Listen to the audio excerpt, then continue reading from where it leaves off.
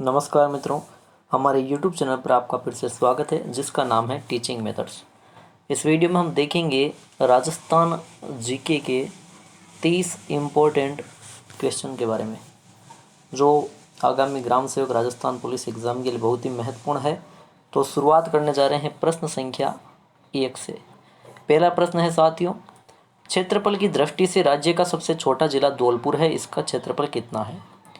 1750 वर्ग किलोमीटर है, 2850 वर्ग किलोमीटर है, 3033 वर्ग किलोमीटर है या 4040 वर्ग किलोमीटर। देखो, क्षेत्रफल की दृष्टि से अपने राजस्थान का सबसे छोटा जिला है कौन सा? पहले बात तो सबसे छोटा जिला धौलपुर है, ठीक है। और इस धौलपुर का क्षेत्रफल कितना? तो याद रखना 3033 वर्ग किलोमीटर इसका क्षेत्रफल है। ये सबसे छोटा जिला है। अब अगर पूछे कि सबसे छोटा दूसरा जिला कौन सा है? पहला धौलपुर है, सबसे छोटे में है ना, नीचे से क्रम में चले तो धौलपुर है, उसके बाद कौन सा है? तो याद रखना कौन सा है? दौसा है, ठीक है। फिलहाल तीसरा विकल्प आपके यहाँ पे सही उत्तर है। आगे बढ़ेंगे प्रश्न संख्या 2 के लिए। प्रश्न संख्या 2 देखो, राजस्थान में अरावली पर्वत श्रृंखला की लंबाई कितनी होती है? कितनी है? देखो, अरावली पर्वत श्रृंखला की लंबाई पूछी, ठीक है। अब केवल अगर आपको पूछ ले कि अरावली पर्वत श्रृंखला की लंबाई या कुल लंबाई कितनी है ना, तो आप कितनी बताओगे? तो आपको बताना है 692 किलोमीटर, ठीक है। ये तो हुई कुल लंबाई टोटल, ठीक है। ये कुल लंबाई होगी अरावली पर्वत श्रृंखला की। लेकिन राजस्थान से बाहर भी तो अपने केवल राजस्थान में पूछे ना, तो केवल राजस्थान में पूछने पे आपको बताना है 550 किलोमीटर, यानी कि ये इसका ऑलमोस्ट 80% है। याद रखना 550 किलोमीटर अपने राजस्थान में अरावली की लंबाई है, यानी दूसरा विकल्प यहाँ पे सही उत्तर है। आगे चलेंगे प्रश्न संख्या 3 पे साथियों। प्लाया टाट किसे कहा जाता है? देखो, पलाया या उसी का दूसरा नाम है टाट, तो ये किसे कहा जाता है ना? अरावली का निम्न क्षेत्र को पलाया टाट कहते हैं, पूर्वी मैदान के सिंची क्षेत्र को कहते हैं, मरुस्थलीय क्षेत्र में बनने वाले अस्थायी जिले या फिर मरुस्थलीय क्षेत्र में निर्मित टीले। तो देखो, मरुस्थलीय क्षेत्र में बनने वाली जो अस्थायी जिले होती है, इनको क्या कहा जाता है? इनको पलाया या टाट कहा जाता है, यानी कि तीसरा विकल्प आपके सही उत्तर है प्रश्न संख्या 3 में, ठीक है। आगे चलिए मित्रों, प्रश्न संख्या 4 पे। चौथा प्रश्न है, राज्य में सर्वाधिक वर्षा झालावाड़ में कितने दिनों तक औसत रूप में होती है? आपको सबको पता है कि राजस्थान में अपने सर्वाधिक वर्षा कौन से जिले में है ना? सबसे आर्द्र जिला जिसे बोला जाता है वो झालावाड़ है।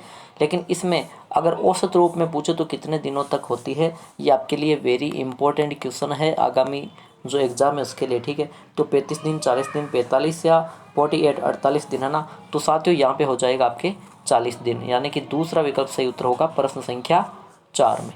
आगे चलेंगे प्रश्न संख्या 5 पे। प्रश्न संख्या 5 कह रहा है कि राज्य के सभी जिलों में जिला उद्योग केंद्रों की स्थापना किस पंचवर्षीय योजना में की गई? अच्छा प्रश्न है, एक और बढ़िया प्रश्न है। देखो, जिला उद्योग केंद्रों की जहाँ तक बात आए, आपको बता दूं मैं 1977-78 में है ना, जिला उद्योगों केंद्र की स्थापना अपने राजस्थान में की गई, ठीक है। लेकिन पूछ रहे हैं कि किस पंचवर्षीय योजना में, जो 5 साल की योजनाएं चलाई जा रही है विकास हेतु, तो किस पंचवर्षीय योजना में जिला उद्योग केंद्रों को महत्व ज़्यादा दिया गया? पहली, दूसरी, तीसरी या पाँचवीं? तो आपको बता दूं मैं, वो 5वीं पंचवर्षीय योजना थी जिसमें सभी जिला उद्योग केंद्रों की स्थापना की गई थी, यानी चौथा विकल्प सही है प्रश्न संख्या 5 में। आगे बढ़ेंगे साथियों प्रश्न संख्या 6 पर। प्रश्न संख्या 6 है, भीलवाड़ा जिले में कोठारी नदी के पास टीले के उत्खनन से किस सभ्यता की जानकारी मिलती है?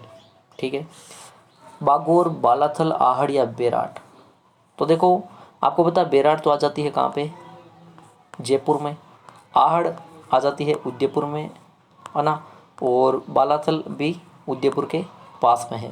लेकिन हमें पूछा है कि भीलवाड़ा ज़िले में, तो भीलवाड़ा ज़िले में आपके बागोर सभ्यता है, जो भारत की एकमात्र वहाँ पे पशु सभ्यता के अवशेष मिले थे, ठीक है।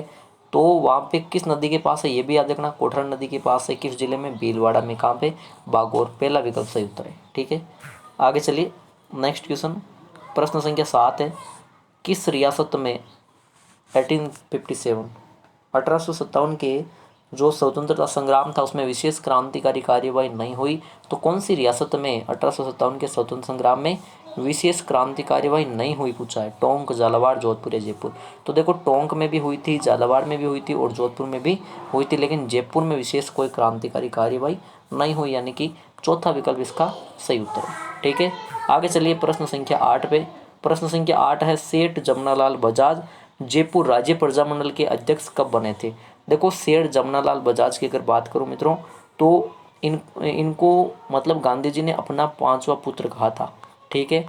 यानी कि गांधी जी के पांचवें पुत्र, अगर ये उपाधि किसको दी गई पूछे तो सेठ जमनालाल बजाज को। ठीक है, ये सेठ जमनालाल बजाज ही थे इनको अंग्रेजों ने एक उपाधि दी थी जिसे इन्होंने वापस लौटा दिया था उस पदवी को, और वो पदवी थी राय बहादुर। याद रखना, वो सेठ जमनालाल बजाज ही थे। तो ये जयपुर राज्य प्रजामंडल के अध्यक्ष कब बने थे? 1935, 36, 37 या 38। तो साथियों 1938 में ये जयपुर राज्य प्रजामंडल के अध्यक्ष बने। चौथा विकल्प सही उत्तर है प्रश्न संख्या 8 में। आगे चलिए प्रश्न संख्या 9 पे। प्रश्न संख्या 9 है 5 मार्च 1939 को जयपुर में किसके नेतृत्व में 6 स्त्रियों के जत्थे ने गिरफ्तारी दी? अच्छा प्रश्न है, और ये आपके वेरी वेरी इंपॉर्टेंट क्वेश्चन है साथियों, है ना, कि 5 मार्च 1939 की घटना है जयपुर की। ठीक है, तो किसने वो नेतृत्व किया था जिसके नेतृत्व में 6 स्त्रियों के जत्थे ने गिरफ्तारी करवाई थी? ठीक है, नारायणी देवी, दुर्गा देवी शर्मा, रतन देवी शास्त्री या हीरालाल शास्त्री? तो इसका उत्तर हो जाएगा आपके रतन देवी शास्त्री, यानी कि तीसरा विकल्प सही उत्तर होगा प्रश्न संख्या 9 में। आगे बढ़ेंगे प्रश्न संख्या 10 के लिए। प्रश्न संख्या 10 देखो, राजस्थान का अमरनाथ के नाम से प्रसिद्ध स्थल है। एक और वेरी इंपॉर्टेंट क्वेश्चन है मित्रों, राजस्थान का अमरनाथ के नाम से प्रसिद्ध स्थल अपने राजस्थान में कौन सा है? गुप्तेश्वर महादेव, परशुराम महादेव, घोड़ास का हनुमान मंदिर या इनमें से कोई नहीं? तो साथियों राजस्थान का अमरनाथ कहा जाता है आपके परशुराम महादेव, और ये पूछे तो पाली जिले में इनका मंदिर है परशुराम महादेव का। ठीक है, तो उनको राजस्थान का अमरनाथ की उपाधि दी हुई है, यानी कि प्रश्न संख्या 10 में विकल्प नंबर 2 सही है। बाकी देखो गुप्तेश्वर महादेव है और घोड़ास का हनुमान मंदिर है, इनको भी उपाधियां दी गई है। ठीक है, इसको हटा दो।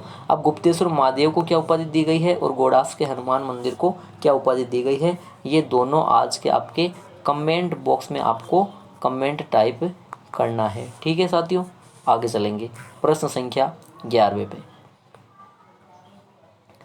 प्रश्न संख्या 11वां, प्रश्न संख्या 11वां है कि दरियानाथ की बावड़ी स्थित है। दरियानाथ की बावड़ी कहाँ स्थित है? जैसलमेर में, जोधपुर में, बाड़मेर या सिरोही? तो साथियों दरियानाथ की जो बावड़ी है वो आपके जैसलमेर जिले में स्थित है, पहला विकल्प सही है। ठीक है, आगे चलिए प्रश्न संख्या 12वें में चलते हैं। प्रश्न संख्या 12वां है किस चित्रशैली में पीला रंग प्रधान रहा है? देखो पीला रंग मोस्ट मतलब प्रधान किस चित्रशैली में रहा है? देवगढ़ शैली, कोटा शैली, आमेर शैली या बीकानेर शैली? तो इसका सही उत्तर हो जाता है विकल्प नंबर 4, यानी कि बीकानेर शैली। साथियों बीकानेर शैली में पीले रंग को ज़्यादा महत्व दिया हुआ है ना, और बीकानेर शैली ही वह शैली थे जिसमें जो चित्रकार, एक प्रश्न और बनता है कि किस शैली के चित्रकार जब चित्र बनाते थे तो नीचे अपना नाम अंकित करते थे, या कह सकता हूँ हस्ताक्षर करते थे, नाम अंकित करते थे, या कह सकता हूँ कि नीचे हस्ताक्षर करते थे। जैसे ये चित्र बना दिया, यहाँ पे उन्होंने हस्ताक्षर ठोक दिया। ठीक है, ये भी बीकानेर शैली की विशेषता है। चौथा विकल्प सही हो जाता है प्रश्न संख्या 12 में। आगे चलते हैं प्रश्न संख्या 13 पे साथियों। प्रश्न संख्या 13 देखो, प्रत्यक्ष जीवन शास्त्र के लेखक है। प्रत्यक्ष जीवन शास्त्र ये पुस्तक अच्छी पुस्तक है, इसके लेखक इसके रचयिता कौन है? माणिक्यलाल वर्मा, जयनारायण व्यास, हीरालाल शास्त्री, हरिभाऊ उपाध्याय? तो साथियों प्रत्यक्ष जीवन शास्त्र की अगर बात की जाए तो माणिक्यलाल वर्मा ने नहीं लिखी थी, ना ही जयनारायण व्यास ने लिखी और ना ही हरिभाऊ उपाध्याय ने लिखी थी। तो ये फिर किसने लिखी थी? ये लिखी थी हीरालाल शास्त्री ने, प्रत्यक्ष जीवन शास्त्र। अच्छी बुक है, तीसरा विकल्प सही है प्रश्न संख्या 13। आगे चलिए साथियों प्रश्न संख्या 14 पर। प्रश्न संख्या 14 है राजस्थान में सर्वाधिक पर्यटक किन स्थलों को देखने आते हैं? प्राकृतिक स्थल, ऐतिहासिक स्थल, सांस्कृतिक स्थल या वन्य जीव संरक्षण स्थल? तो देखो राजस्थान राज्य में सर्वाधिक जो पर्यटक है वो किन स्थलों को देखने आते हैं? तो वो देखने आते हैं साथियों ऐतिहासिक स्थलों को देखने। याद रखना ये आपके लिए मोस्ट वेरी इंपॉर्टेंट क्वेश्चन है। ठीक है, वेरी वेरी इंपॉर्टेंट क्वेश्चन है ये साथियों ना, क्योंकि ऐसे प्रश्नों में बहुत बार गलती कर देते हो। ठीक है, तो ऐतिहासिक स्थल जो ऐतिहासिक युद्ध भूमि वगैरह किले दुर्ग है वो इसमें सभी आ जाते हैं। तो उसमें सर्वाधिक पर्यटक अपने राजस्थान में इनको विजिट करने के लिए आते हैं। दूसरा विकल्प सही है प्रश्न संख्या 14। आगे चलते हैं अगले प्रश्न पे। प्रश्न संख्या है 15वां, विश्व गौरैया दिवस कब मनाया जाता है? ठीक है, विश्व गौरैया दिवस कब मनाया जाता है? अच्छा प्रश्न है, विश्व गौरैया दिवस 20 मार्च को, 14 मार्च को, 22 मार्च को, 27 सितंबर को कब मनाया जाता है? तो साथियों विश्व गौरैया दिवस की बात करूँ तो ये मनाया जाता है 20 मार्च को, यानी कि प्रश्न संख्या 15 में आपके पहला विकल्प सही उत्तर होगा। ठीक है, विश्व गौरैया दिवस ये कब से मनाया जा रहा है? ये भाई 2010 से मनाया जा रहा है। ठीक है, अगर बात करूं जैसे अभी 2021 में जो विश्व गौरैया दिवस 20 मार्च 2021 को जो मनाया गया था, तो इसकी थीम क्या थी? तो इसकी थीम बता दूं आपको, वो भी याद रख लो। ठीक है, इसकी थीम थी आई लव स्पेरो, याद रखना, ये इसकी थीम थी। क्या थी ये इसकी थीम थी भाई, है ना, आई लव स्पेरो। ये विश्व गौरैया दिवस जो 20 मार्च 2021 को मनाया गया, तो इसकी थीम थी, और पिछले काफ़ी सालों से यही थीम चालू है ना, आई लव स्पेरो यही चल रही है। ठीक है, आगे चलेंगे अगले प्रश्न पे, शानदार प्रश्न है ये, प्रश्न संख्या 16 पे। अगर प्रश्न अच्छे लग रहे हैं, आपको लग रहे हैं कि भाई हाँ हमारे काम आने वाले प्रश्न हैं, तो ऐसे ही प्रश्नों को और पाने के लिए आप इस चैनल को सब्सक्राइब कीजिए। ठीक है, प्रश्न संख्या 16 है कि रण क्षेत्र बाहुल्य वाला जिला कौन सा है? यानी कि ऐसा जिला जहाँ पे बाहुल्य यानी कि बहुलता है, ज़्यादा है, क्या? रण क्षेत्र, है ना। रण क्षेत्र कहाँ पे है? तो आपको पता है बाड़मेर, बीकानेर, जैसलमेर या अजमेर। तो साथियों जैसलमेर में रण क्षेत्र ज़्यादा है। ठीक है, तीसरा विकल्प सही है प्रश्न संख्या 16 में। आगे चलेंगे प्रश्न संख्या 17 पर। विलास सिंचाई योजना संबंधित है। साथियों विलास सिंचाई जो योजना या परियोजना है वो संबंधित किस जिले से है? कोटा से, बूंदी से, चूरू से या झालावाड़ से? तो दोस्तों जो विलास सिंचाई परियोजना की अगर बात करूं तो उसका उत्तर हो जाएगा आपके कोटा से है। ठीक है, यानी कि पहला विकल्प बिल्कुल सही उत्तर है प्रश्न संख्या 17 में। आगे चलेंगे प्रश्न संख्या 18 पे। प्रश्न संख्या 18 देखो, शुंगकालीन महिषासुर मर्दिनी की मूर्ति जो इस देवी का प्राचीनतम अंकन है, ये कहाँ से प्राप्त हुई है? देखो शुंग काल की है, महिषासुर मर्दिनी की मूर्ति है। ठीक है, जो इस देवी की प्राचीनतम अंकन बताई जा रही है, तो ये अपने राजस्थान में किस जिले से प्राप्त हुई है ना? काल कौन सा है? शुंगकालीन है। ठीक है, शुंग काल महिषासुर मर्दिनी की मूर्ति मिली थी, तो वो किससे रिलेटेड है ये याद रखना। ठीक है, नगर नैनवा ये टोंक में स्थान है, नागौर में जायल से मिली है, जालोर के भीनमाल से मिली है या चित्तौड़ के गोसुंडी से मिली? तो बहुत ही अच्छा प्रश्न है ये, वेरी वेरी इंपॉर्टेंट क्वेश्चन है साथियों। शुंगकालीन महिषासुर मर्दिनी की मूर्ति आपको बता दूं मैं, टोंक जिले के नगर नैनवा एक स्थान है, वहां से प्राप्त हुई है। ठीक है, पहला विकल्प सही है प्रश्न संख्या 18 में।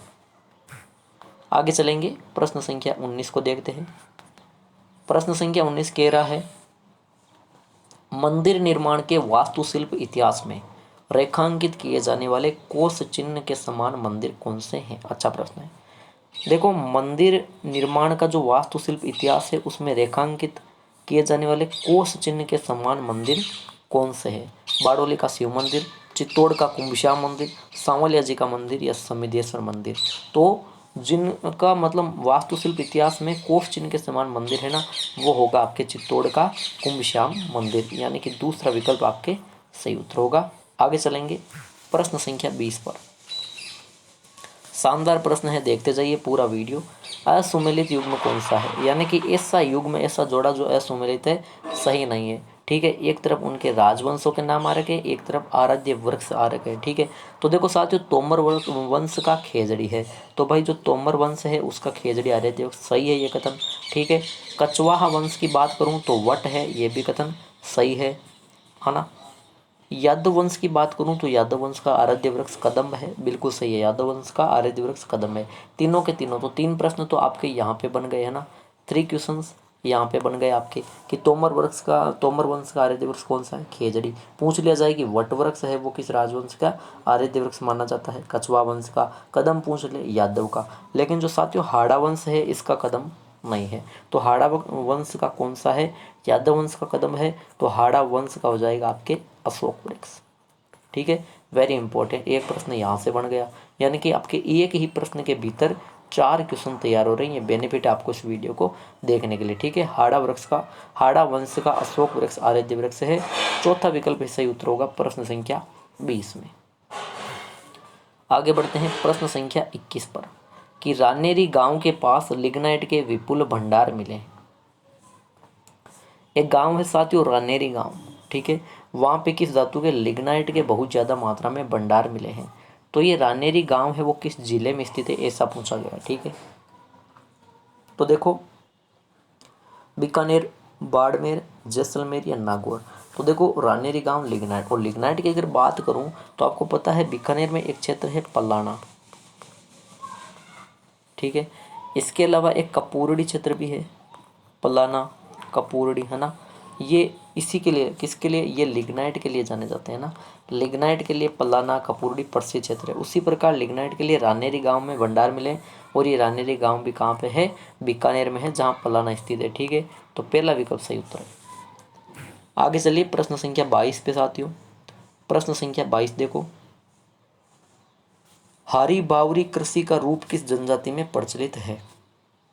देखो जो हारी बावरी कृषि है इसका रूप है किस जनजाति में प्रचलित है, ये पूछा है। ठीक है, तो ये कृषि है ना, इसका रूप किस जनजाति में प्रचलित है, ऐसा पूछा गया है। क्या मीणा जनजाति जो कृषि करती है उसे हारी बावरी कहते हैं, ग्रासिया की कृषि वो कहते हैं, कंजर जनजाति में प्रचलित है, या फिर सहरिया। तो हारी बावरी कृषि की अगर बात करें तो इसका सही उत्तर होगा ग्रासिया जनजाति में ये प्रचलित है। दूसरा विकल्प बिल्कुल सही उत्तर है प्रश्न संख्या 22 में। आगे चलिए साथियों प्रश्न संख्या 23 पे। प्रश्न संख्या 23 देखते हैं क्या है।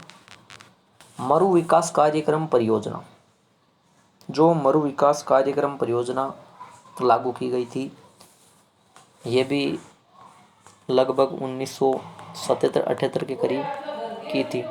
ठीक है, तो इसमें ये किस की परियोजना है, क्या केंद्र सरकार की है, राज्य सरकार की है, सार्वजनिक निजी भागीदारी की है, या गैर सरकारी संगठनों की है। तो देखो मरु विकास कार्यक्रम परियोजना की बात करूं तो जो मरुस्थलीकरण हो रहा था, मरु विकास मतलब मरुस्थलीकरण से संबंधित है।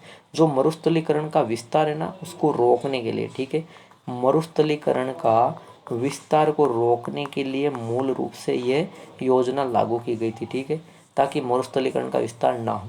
ठीक है, अब इसमें 100% ये परियोजना किसके द्वारा चलाई गई थी, तो आपको बता दूं मैं, ना गैर सरकारी संगठन द्वारा चलाई गई, ना ही इसमें सार्वजनिक और निजी दोनों की भागीदारी नहीं है, और ना ही ये परियोजना राज्य सरकार की। इसमें पूर्णतः यानी कि 100% भागीदारी है, केंद्र सरकार के प्रयासों से ये योजना चलाई जा रही है, यानी कि पहला विकल्प सही है प्रश्न संख्या 23 में। आगे चलेंगे प्रश्न संख्या 24 पे। प्रश्न संख्या 24, स्टेनले बांध किस नदी पर स्थापित है। अच्छा प्रश्न है। स्टेनले बांध है वो किस नदी पर बना हुआ है ना। गोदावरी नदी, कावेरी नदी, पाइकारा नदी या कृष्णा नदी। तो साथियों स्टेनले जो बांध है वो आपके कावेरी नदी पर बनाया गया है, जो मेटूर जल परियोजना आपने सुना होगा नाम, है ना, वहाँ पे। ठीक है, तो दूसरा विकल्प आपके सही उत्तर है प्रश्न संख्या 24। आगे चलेंगे प्रश्न संख्या 25 देखते हैं क्या है। प्रश्न संख्या 25वां, निम्न में से सघन जनसंख्या का क्षेत्र कौन सा नहीं है। सारे जो टॉपिक आपके जो ग्राम सेवक और जो सेकंड ग्रेड का एग्ज़ाम, फर्स्ट ग्रेड का एग्ज़ाम आने वाला है उनके लिए अब इस चैनल पे तैयारी करवाई जा रही है 30-30 प्रश्नों की, है ना, सब्जेक्ट वाइज। तो उसके लिए आप चैनल सब्सक्राइब कर लो जिन्होंने नहीं किया। ठीक है, सघन जनसंख्या का क्षेत्र इनमें से कौन सा नहीं है पूछा गया है। तो देखो उत्तरी पश्चिमी यूरोप ये तो भाई सघन जनसंख्या का क्षेत्र है। ठीक है, गंगा ब्रह्मपुत्र का मैदानी भाग आ गया ना, तो ये भी क्या है, ये भी सघन जनसंख्या का क्षेत्र है। 20 डिग्री 60 डिग्री उत्तरी अक्षांशों के मध्य का क्षेत्र की बात करूं तो ये भी क्या है, ये भी सघन जनसंख्या का क्षेत्र है। लेकिन साथियों महाद्वीप का जो आंतरिक भाग है ये सघन जनसंख्या का क्षेत्र नहीं होगा। तो इसी का यही पूछा है कि सघन जनसंख्या क्षेत्र कौन सा नहीं है, और यही हो जाएगा महाद्वीपीय आंतरिक भाग, यानी कि तीसरा विकल्प आपके सही उत्तर है इस प्रश्न का। आगे चलेंगे प्रश्न संख्या 26 देखेंगे। प्रश्न संख्या 26 देखिए, एक देशांतर की भूमध्य रेखा पर कितनी दूरी होती है। साथियों एक देशांतर की पूछी है, भूमध्य रेखा पर कितनी दूरी होती है। 111 किलोमीटर, 111.32 किलोमीटर, 113 किलोमीटर या 112.48 किलोमीटर। तो इसका सही उत्तर कौन सा होगा, दूसरा विकल्प, है ना। दूसरा विकल्प इसका सही उत्तर होगा, यानी कि 111.32 किलोमीटर है एक देशांतर की भूमध्य रेखा पर दूरी होगी। प्रश्न संख्या 26 में दूसरा विकल्प सही है। ठीक है, आगे चलिए प्रश्न संख्या 27 पे। प्रश्न संख्या 27वां देखते हैं, कैबिनेट की बैठकों का एजेंडा कौन तैयार करता है? अच्छा प्रश्न है, एक और वेरी इंपॉर्टेंट क्वेश्चन है भाई, कि जो कैबिनेट की बैठकें होती है, ठीक है, इनका एजेंडा कौन तैयार करता है? मुख्य सचिव करता है, मुख्यमंत्री करता है, मुख्यमंत्री का सचिव या राज्यपाल का सचिव? तो आपको बता दूं मैं, कैबिनेट की बैठकों का एजेंडा कौन तैयार करता है? मुख्य सचिव करता है, यानी कि पहला विकल्प सही उत्तर है प्रश्न संख्या 27 में। आगे बढ़ेंगे प्रश्न संख्या 28 पे साथियों। प्रश्न संख्या 28 है, 27 मई 1964 को पंडित नेहरू, जो चाचा नेहरू थे, उनके निधन हुआ था, ठीक है। और निधन हुआ था उसी समय उनका प्रधानमंत्री पद छूट गया था। तो उसके तुरंत बाद प्रधानमंत्री का पद किसने ग्रहण किया? अच्छा प्रश्न है। 27 मई 1964 को पंडित नेहरू का निधन हुआ था, तो उसके तुरंत बाद ना, तुरंत बाद प्रधानमंत्री का पद किसने ग्रहण किया? मोरारजी देसाई, लाल बहादुर शास्त्री, श्रीमती इंदिरा गांधी या गुलजारी लाल नंदा? तो इन तीनों ने नहीं किया था। तुरंत बाद, नेहरू जी के तुरंत निधन के तुरंत बाद प्रधानमंत्री बने थे अपने देश के गुलजारी लाल नंदा, यानी चौथा विकल्प सही है प्रश्न संख्या 28 में। आगे बढ़ेंगे प्रश्न संख्या 29 पे साथियों। इंडियन वार ऑफ इंडिपेंडेंस पुस्तक के लेखक कौन है? अच्छा प्रश्न है। इंडियन वार ऑफ इंडिपेंडेंस 1857 या 1847 आई थिंक रिलेटेड है, सॉरी 1857, ठीक है। इंडियन वॉर ऑफ इंडिपेंडेंस 1857 पुस्तक है, इसके लेखक कौन है? चंद्रशेखर आज़ाद, लाला लाजपत राय, वी.डी. सावरकर या दादा भाई नौरोजी? तो 1857 के स्वतंत्रता संग्राम या क्रांति संबंधित इंडियन वॉर ऑफ इंडिपेंडेंस पुस्तक लिखी गई थी, किसके द्वारा? वी.डी. सावरकर के द्वारा, ठीक है। तीसरा विकल्प सही उत्तर है प्रश्न संख्या 29 का। आगे चलेंगे, आज का आखिरी प्रश्न है साथियों, अंतिम प्रश्न है आज का, और प्रश्न संख्या है 30। प्रश्न संख्या 30 है, क्या है देखो, प्रश्न संख्या 30 है साथियों, हुमायूं के दिल्ली तख्त से निर्वासन काल में मारवाड़ के किस शासक ने शेरशाह के विरुद्ध सैनिक सहायता देने का प्रस्ताव भिजवाया था? राव गांगा ने, राव मालदेव ने, राव बीका या राव जोधा? तो साथियों, हुमायूं का जो दिल्ली तख्त से निर्वासन काल हुआ था, उसमें मारवाड़ का वह कौन सा शासक था जिसने शेरशाह के विरुद्ध सैनिक सहायता देने का प्रस्ताव भिजवाया? तो वो मारवाड़ का शासक कौन था भाई? वो था साथियों मालदेव, ठीक है। यानी कि दूसरा विकल्प आपके सही उत्तर रहेगा प्रश्न संख्या 30 में। तो साथियों, ये थे राजस्थान जो जीके, राजस्थान जनरल नॉलेज के 30 इम्पोर्टेंट क्वेश्चन। उम्मीद करता हूँ कि वीडियो आपको अच्छा लगा, तो बिल्कुल वीडियो को लाइक कीजिए और ज़्यादा से ज़्यादा शेयर कीजिए। जिन्होंने चैनल अभी तक सब्सक्राइब नहीं किया है, चैनल को सब्सक्राइब कीजिए। 30 में से कितने प्रश्न सही हो रहे हैं वो आपको कमेंट बॉक्स में बताना है, ठीक है मित्रों। धन्यवाद।